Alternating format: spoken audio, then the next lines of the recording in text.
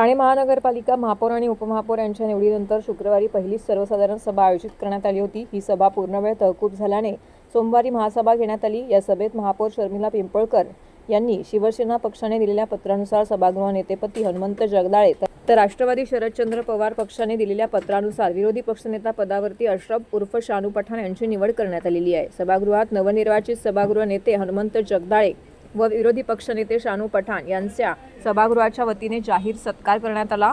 यावेळी महापौर शर्मिला पिंपळकर, उपमहापौर कृष्णा पाटील यांच्या हस्ते त्यांचा सन्मान करण्यात आला। तसेच नवनिर्वाचित गटनेत्यांचाही सत्कार करण्यात आला। त्यानंतर महासभा सुरू झाली। दरम्यान घाईघाईमध्ये काही प्रस्ताव मांडण्यात आले। सदर सभा गुंडाळण्यात आली।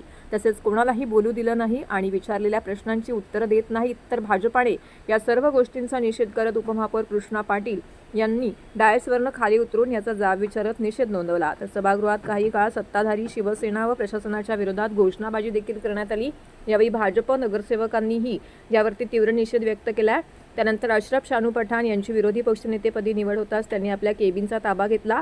यावेळी त्यांना शुभेच्छा देण्यासाठी राष्ट्रवादी काँग्रेस पार्टी शरद पवार पक्षाचे ठाणे शहर जिल्हा अध्यक्ष मनोज प्रधान यांची उपस्थित राहून त्यांना शुभेच्छा दिल्यात। यावेळी राष्ट्रवादी काँग्रेस पार्टी शरदचंद्र पवार पक्षाचे सर्व पदाधिकारी, कार्यकर्ते, नगरसेवक येथे उपस्थित होते। महासभा म्हणजे प्रत्येक 131 सदस्य सर्वांना बोलायचे अधिकार है और हमें विरोधी पक्ष नेता है, लेकिन जब भी सदस्यों की बातों को ना सुना जाएगा तब हमारा नोंद विरोध करके रहेगा। ये महासभा की पहले की प्रथम चलते आ रही है, लेकिन अब ये चलेगी नहीं। सदस्य 131 सदस्य की थानेकर के प्रश्न उन लोग जो मानना चाहते उनको मानने का अधिकार है और उनको मानने का अधिकार मिलेगा।